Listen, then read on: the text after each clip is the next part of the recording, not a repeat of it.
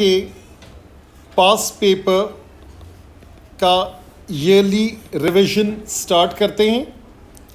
2020 एक ही वेरिएंट है, वहाँ से कहानी स्टार्ट होती है। You must answer on the question paper. इस क्वेश्चन पेपर में ठीक ठाक जगह मौजूद है। What will you need? List of formula booklet MF19 वो आपको गिवन होगी। पहला क्वेश्चन देखते हैं।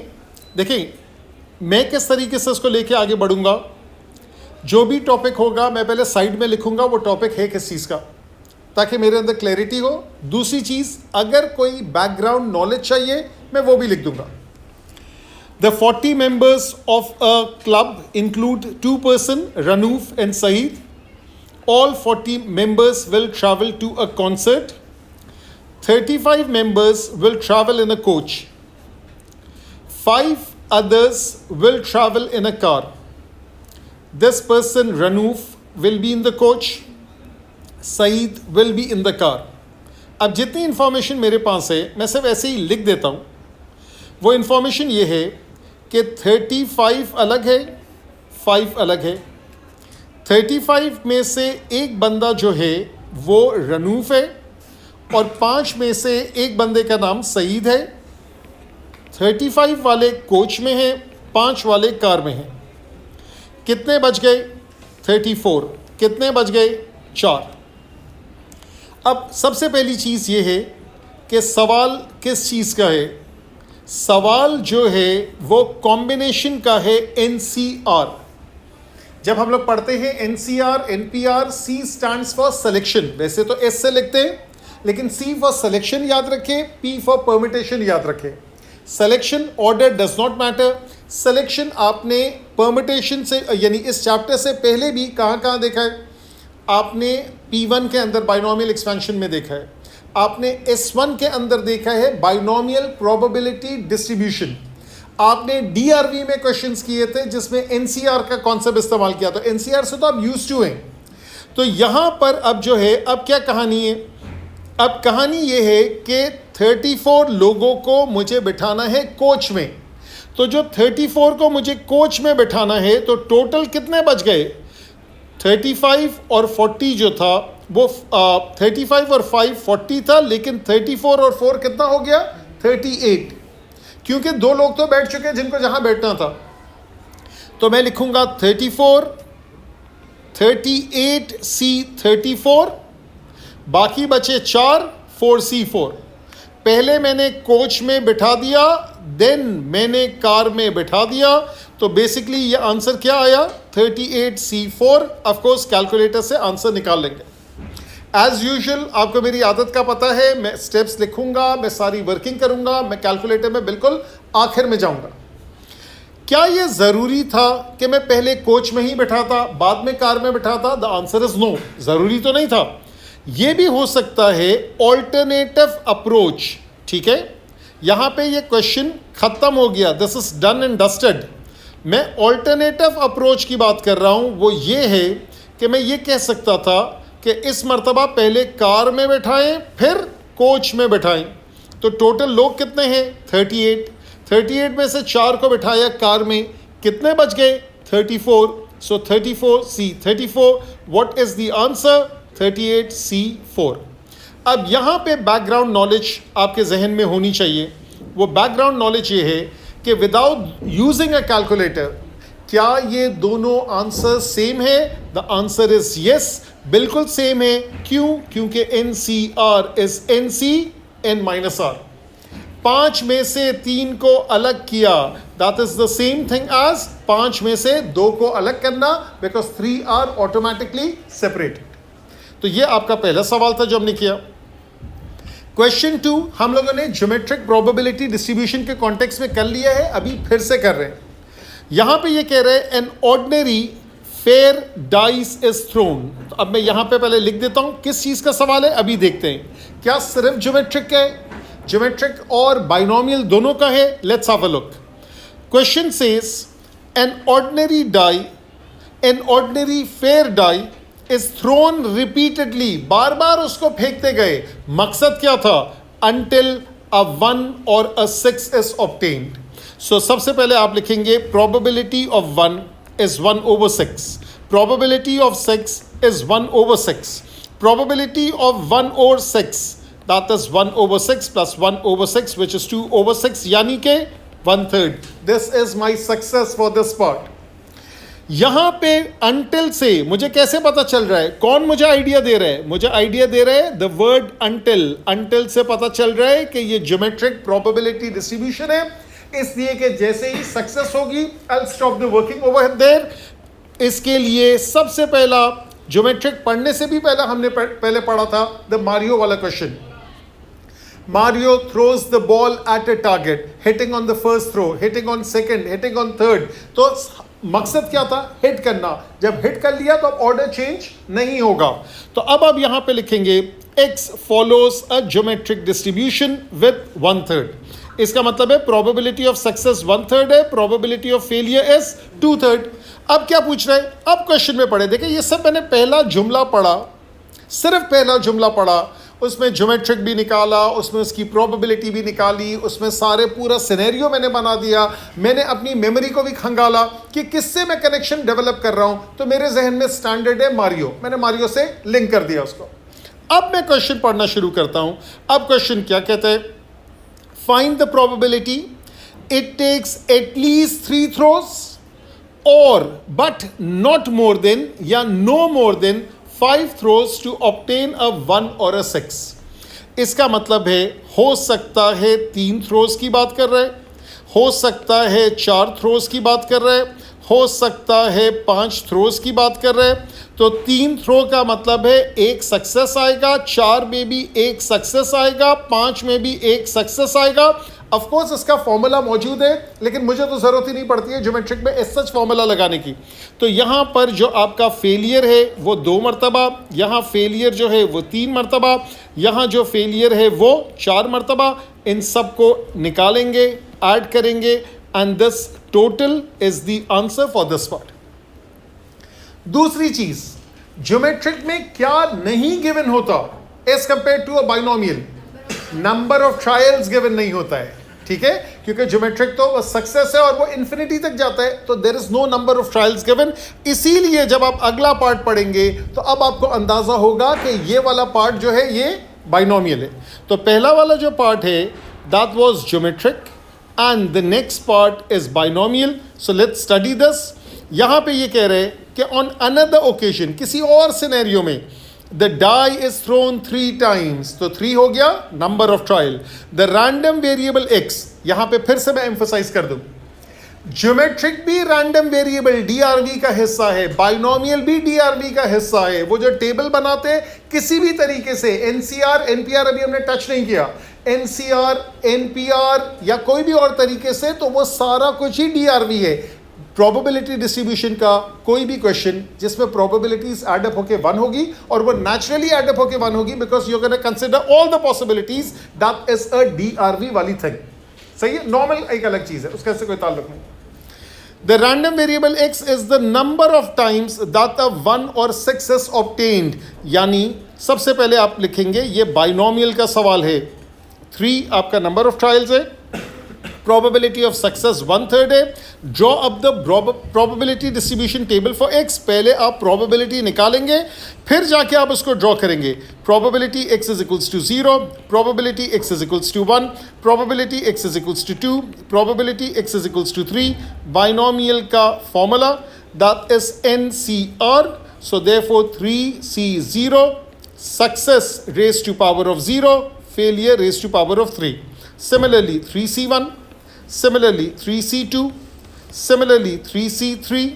इसी तरीके से हर जगह 1/3 आ गया, हर जगह 2/3 आ गया. 1/3 वाली जो पावर्स है वो बढ़ रही है, 0 1 2 3. जो 2/3 वाली पावर्स है वो डिक्रीज हो रही है, 3 2 1 0.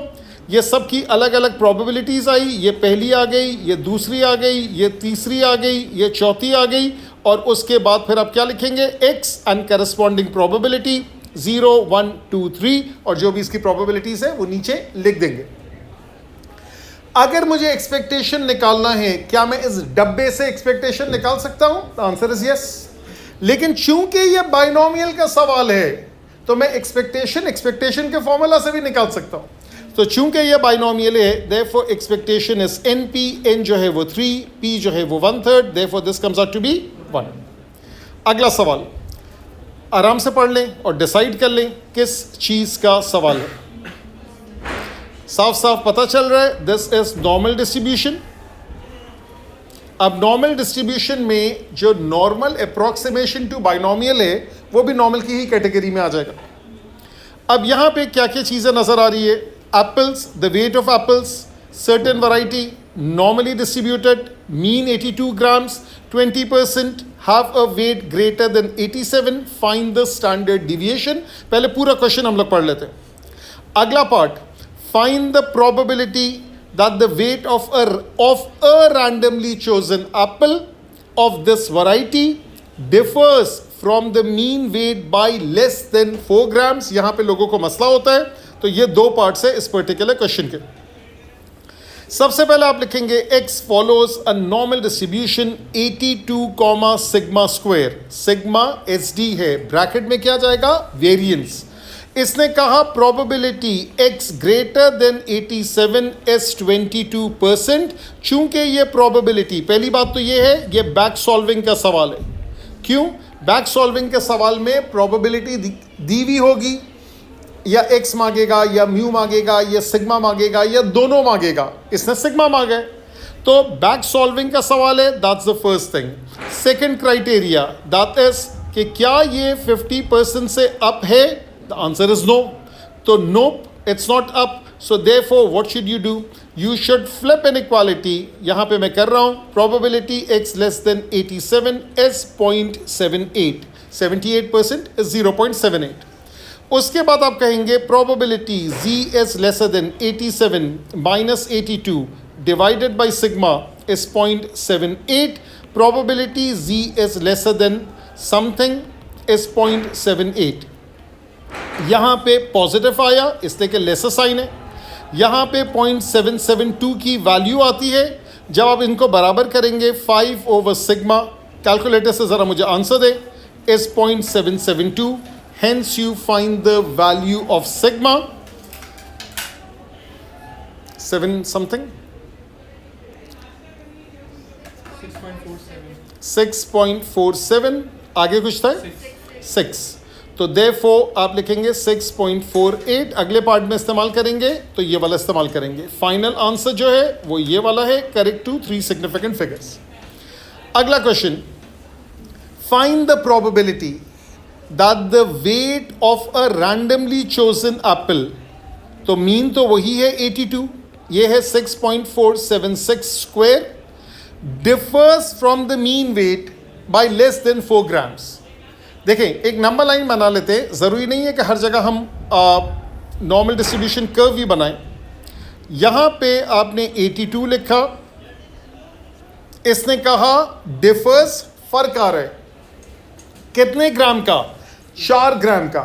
तो पहले तो 82 + 4 that is 86 and 82 - 4 that is 78। पहली चीज़ ये। अब मैं आपको इशारों से बता रहा हूं कौन कौन सी चीज़ें, वो कौन सी चीज़ वो पूछ रहा है। नंबर 1 वर्सेस, नंबर 2 वर्सेस, ये भी निकालना है, ये भी निकालना है, वर्सेस ये वाला कौन सा पूछ रहा है? Differs from the mean weight by less than, इतना फर्क है मगर उससे कम भी हो सकता है। So basically it's asking for this. अगर होता differs from the mean weight by greater than 4 grams, तब ये होता और ये होता। डिफरेंस दोनों हो सकते हैं। सो देयरफॉर क्या पूछ रहा है वो पूछ रहा है probability x lies between 82 + 4 and 82 - 4। जानते पूछते मैंने यूं लिखा है, probability z lies between 82 + 4 - 82 divided by sigma that is 6.476। और यहाँ पे क्या लिखूंगा? 82, ज़रा सी में जगह आगे कर दो। This is 82 - 4 - 82 divided by sigma 6.476. तो probability z lies between 4 over sigma and this is negative 4 over sigma. कौन सा रूल लगेगा? Rule number 7. एक z वैल्यू पॉजिटिव है, एक z वैल्यू नेगेटिव है.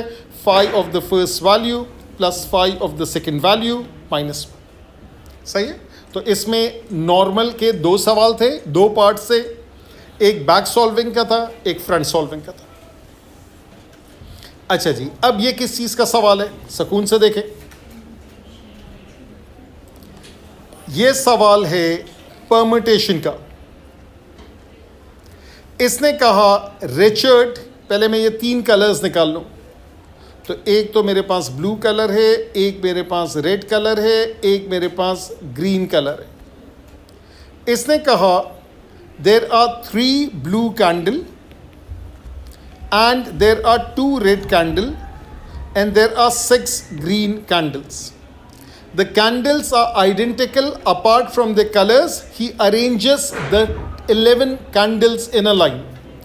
अब बहुत सारी चीज़ों में लोगों को confusion होती है कि क्या ये permutation का है या combination का है. Selection की बात होगी तो combination, arrangement की बात होगी तो permutation. तो ये permutation का सवाल है. अब आपने जैसे पढ़ा होगा कि इसमें आइडेंटिकल भी था, अनआइडेंटिकल भी था. तो आइडेंटिकल का असूल क्या होता है? जितने हैं टोटल, कितने टोटल हैं? 11. तो आप लिखेंगे 11 factorial. Factorial takes care of all the arrangements. लेकिन चूंकि वो आइडेंटिकल है, so therefore you divide by 3 factorial for the blue, you divide by 2 factorial for the red, you divide by 6 factorial for the green and that is your answer. इस तरीके से करते हैं. उसका बेसिक क्वेश्चन है. अगला part not so basic. देखिए, इसीलिए पहला पार्ट 2 मार्क का है. आप समझे, 1 मार्क न्यूमरेटर, 1 मार्क डिनोमिनेटर. दूसरे पार्ट में क्या कह रहे हैं? यही चीज जरा सा मैं नीचे पहले कॉपी कर लूं क्योंकि ये नंबर्स की जरूरत होगी. Now it says find the number of different arrangements of 11 candles if all blue candles are together. So therefore this is 3 blue and this is 2 red and this is 6 green. इसने कहा कि if all blue candles are together, तो जो blue candles है वो together है. together के लिए हम लोग कॉन्सेप्ट पढ़ते हैं, डब्बे वाला concept, that is called the box concept. And the red candles are not together, इसके लिए हम लोग कॉन्सेप्ट पढ़ते हैं स्पेस वाला कॉन्सेप्ट. ठीक है. तो ये दोनों चीज़ें मिलकर आएंगी. अब यहाँ पर हम लोग करते क्या हैं? सबसे पहले तो हम लोग जो है वो 6 ग्रीन को लिखते हैं. तो जो 6 ग्रीन कैंडल्स है वो है 1 2 3 4 5 6. उसके बाद जो आपके 3 ब्लू कैंडल्स है वो एक साथ है. So we treat them as 1 unit. इनको एक डब्बे में बंद करें. And the red candles are not together. Where are the red candles? वो कहाँ पर आएंगी? वो इन गैप्स में आएंगी, जो गैप्स मैं अभी क्रिएट कर रहा हूँ ऑरेंज कलर में. 1 2 3 4 5 6 7 8. हो सकता है वो जो ब्लू कैंडल है, सॉरी रेड यहाँ आए, यहाँ आए. हो सकता है रेड यहाँ आए, यहाँ आए. तो अब क्या होगा? सबसे पहले आप रेड का लिखेंगे कि 8 स्पेसेस में से 2 रेड को आपने अरेंज करना है. लेकिन चूंकि दोनों रेड आइडेंटिकल है, therefore divide by 2 factorial. What happens to the green ones? ये है 1, यहाँ पे देखते हैं. ये है 1 2 3 4 5 6 7. तो ये मल्टीप्लाइड बाय 7 फैक्टोरियल, लेकिन डिवाइड बाय आपका जो आ गया 6 factorial for which colour? For the green colour. तो ये 6 फैक्टोरियल ग्रीन के लिए आ गया. And what is happening inside the blue box? Nothing is happening inside the blue box, इसलिए कि तीनों के तीनों जो हैं वो आइडेंटिकल है. सो दैट इज द कॉन्सेप्ट. ये जरा सा मुझे आंसर दे दें. ये मैं एक मरतबा डबल चेक कर लेते हैं. 3 फैक्टोरियल 1 हो गया. 7 फैक्टोरियल ओवर 6 फैक्टोरियल 7 हो गया. बेसिकली आप 8p2 को 7 से पहले मल्टीप्लाई करें, 8p2 इंटू 7 कर दिया, डिवाइडेड बाई 2 करके 196। मैं एक मरतबा डबल चेक कर लेते हैं, क्योंकि एग्जामिनर ये एक से ज़्यादा तरीके से देता है। This is I think question number क्या था ये, 2 तो नहीं था, 4 था। अच्छा, तो यहाँ पर जो है टेढ़ा होकर देखना पड़ेगा, ये 4 का बी है 196। अच्छा, अगेन फिर से मैं एम्फोसाइज कर रहा हूँ, अलग अलग मेथड से उसने सॉल्व किया हुआ है, ठीक है। तो सारे मेथड ज़रूरी नहीं है आपको क्लिक करें। चले फिर से ऊपर आ जाते हैं।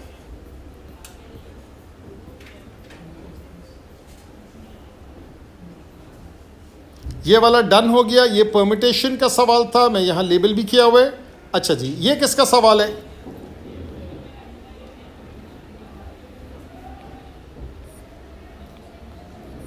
किस चीज़ का है, जल्दी बोले।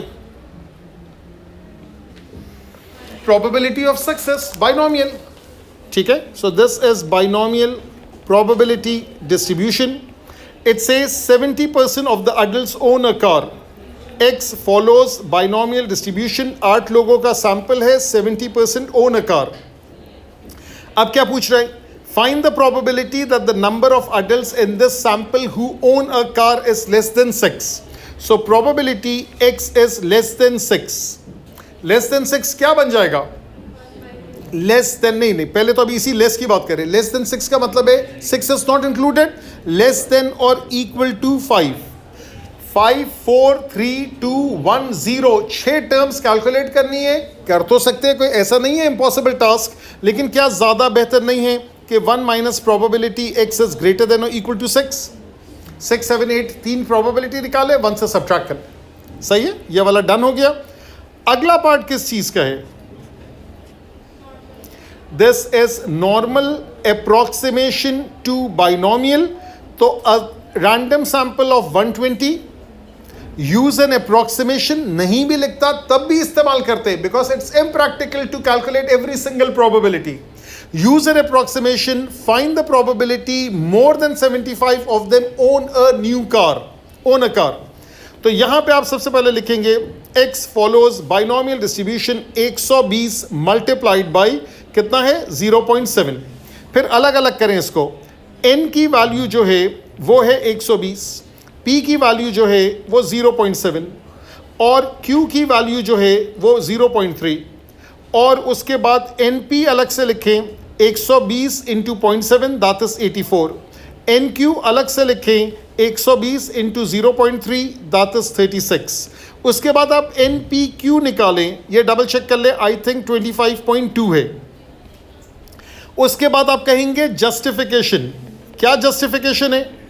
जस्टिफिकेशन ये है कि since NP is greater then 5 at the same time NQ is greater then 5, therefore X follows a normal distribution. क्या आएगा? नॉर्मल डिस्ट्रीब्यूशन में ये हो गया आपका मीन, ये हो गया आपका वेरिएंस, तो ये हो गया 84, ये हो गया 25.2। ये आपने पहला काम कर लिया। कह रहे मोर देन 75, इज 75 इंक्लूसिव और not? No. Probability X is greater than 75। क्या चीज नहीं भूलिएगा? कंटिन्यूटी करेक्शन नहीं भूलिएगा। तो आपने नंबर लाइन खींची, आपने 75 मार्क किया, 75.5 मार्क किया, 74.5 मार्क किया, 2 ऑप्शंस दिए, सारी चीज़ें एग्जामिनर को बताएगा। पहला ऑप्शन, दूसरा ऑप्शन, कौन सा सही ऑप्शन है? ब्लू वाला। Probability X is greater than 75.5, probability Z is greater than 75.5 minus 84 divided by square root of 25.2। Probability Z is greater than negative या पॉजिटिव? नेगेटिव। मैं अभी सिर्फ रूल पे फोकस कर रहा हूं, कैलकुलेटर पे नहीं। Probability Z is lesser than a positive value, so that is direct reading and then you get the answer. सही है। अच्छा जी, अब आ जाएं इस क्वेश्चन पे। इस क्वेश्चन में क्या लिखा हुआ है, किस चीज का सवाल है, पहले आराम से पढ़ लें, जल्दबाजी मत कीजिएगा, take your time. Tree diagram नजर आ रहा है तो इतना तो पता चल गया प्रोबेबिलिटी का सवाल है, ठीक है। तो प्रोबेबिलिटी का ही सवाल है, लेकिन प्रोबेबिलिटी में कौन सी चीज़ है? प्रोबेबिलिटी का ट्री डायग्राम है, विथ रिप्लेसमेंट है, विदाउट रिप्लेसमेंट है, कंडीशनल प्रोबेबिलिटी है, मुख्तलिफ ऑप्शंस हो सकते हैं. नाउ इट सेज, अब मैं अंडरलाइन करता हूं. Now it says a box contains 7 red and 1 blue ball. ये 1 ब्लू है, ज़्यादा थिक है ये 1 ब्लू है, और इसके साथ मैं कलर उठा लेता हूं रेड. 7 red and 1 blue.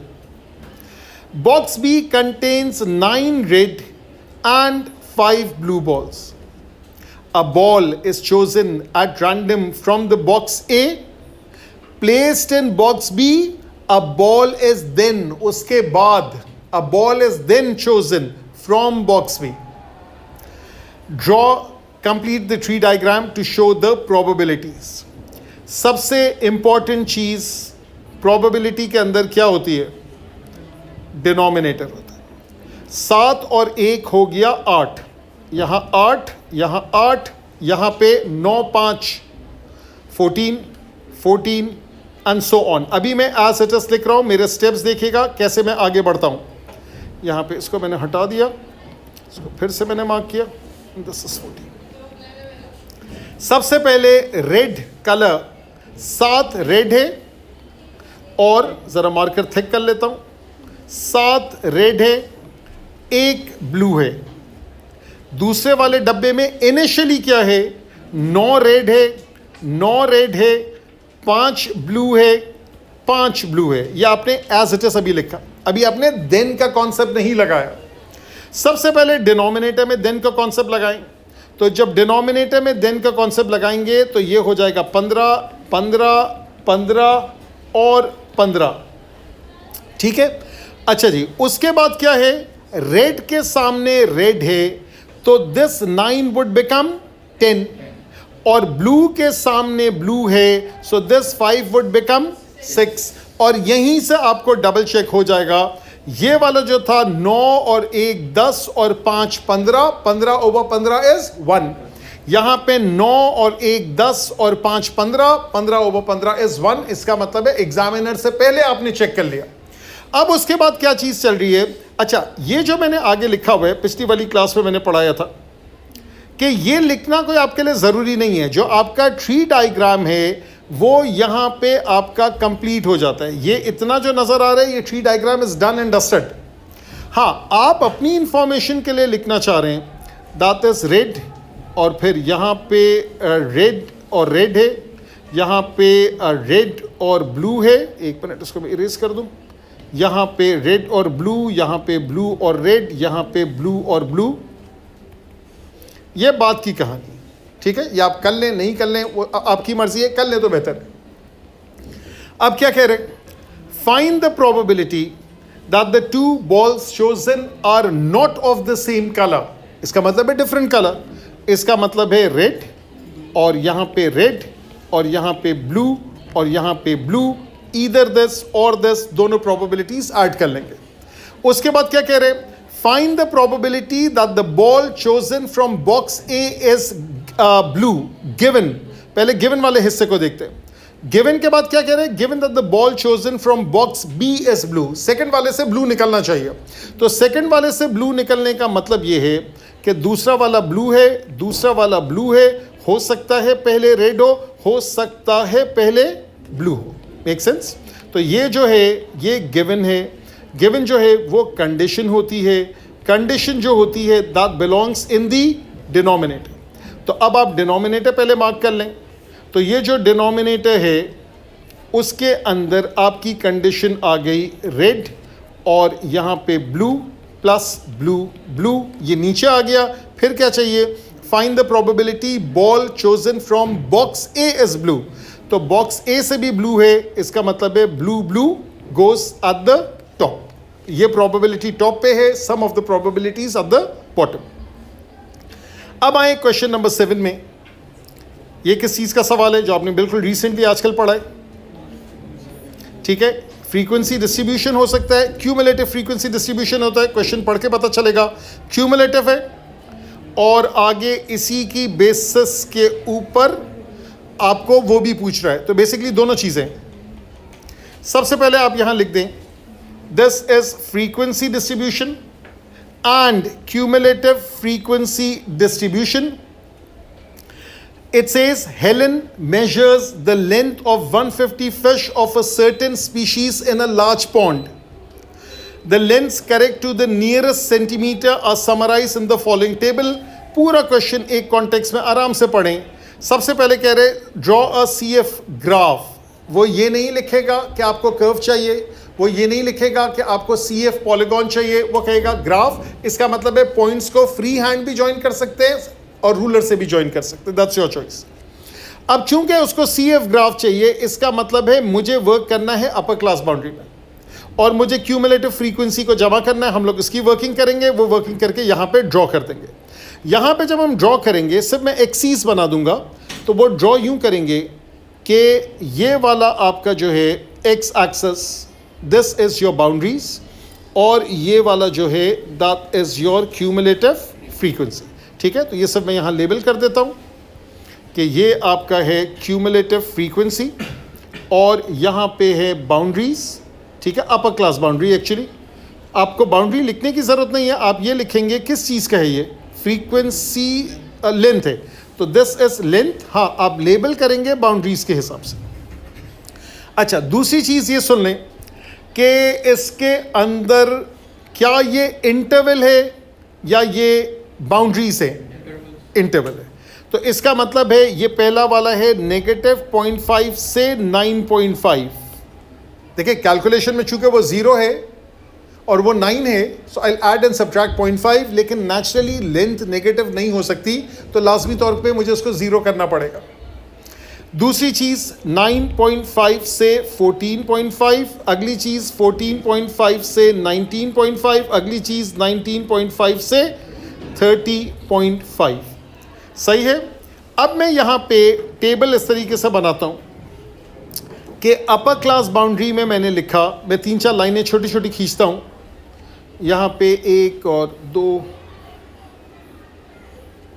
समझे. अपर क्लास बाउंड्री जो सबसे छोटी है वो है 9.5, अभी जो नज़र आ रही है.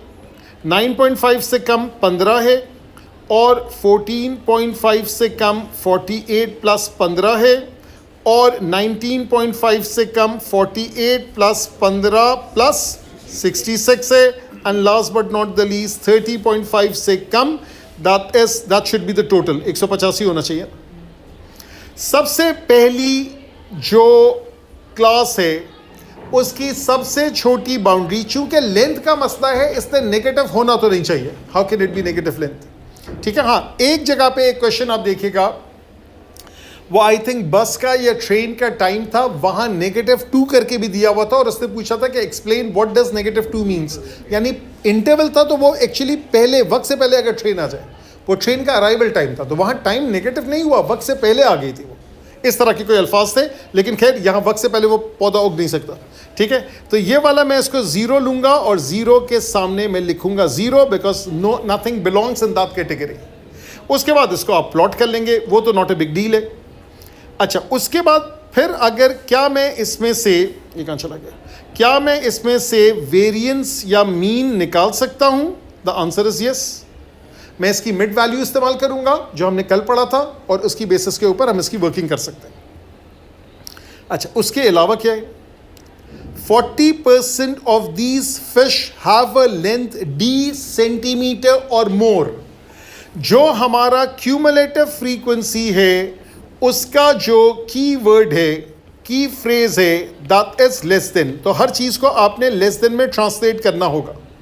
अगर वो कह रहे 40% हैव अ लेंथ d और more, can I write this thing as 60% of these fish have a length of d centimetre और लेस.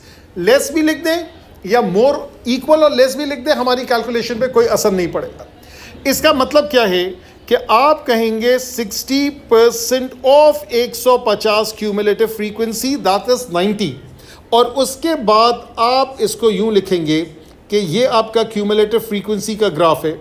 समझे, वो ग्राफ कुछ यूं करके बना हुआ है लाइक दिस, और आप यहाँ पे गए 90 पे और 90 पे आपने टच किया, ये CF है, और आपने रीड ऑफ की जो value, this value is d centimetre. आखिरी पार्ट पर आए, the mean length of these 150 fish is this much. ये ऑलरेडी इसने दे दिए। Calculate an estimate for the variance length of these fishes.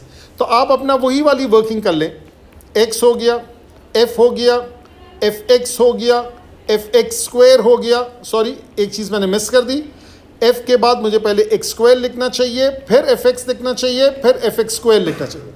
अब चूंकि इसने मीन दे दिया तो अगर मैं ये वाला कॉलम स्किप कर दूं तो कोई मसला नहीं है, ठीक है ना, क्योंकि मेरे पास मीन तो मौजूद है।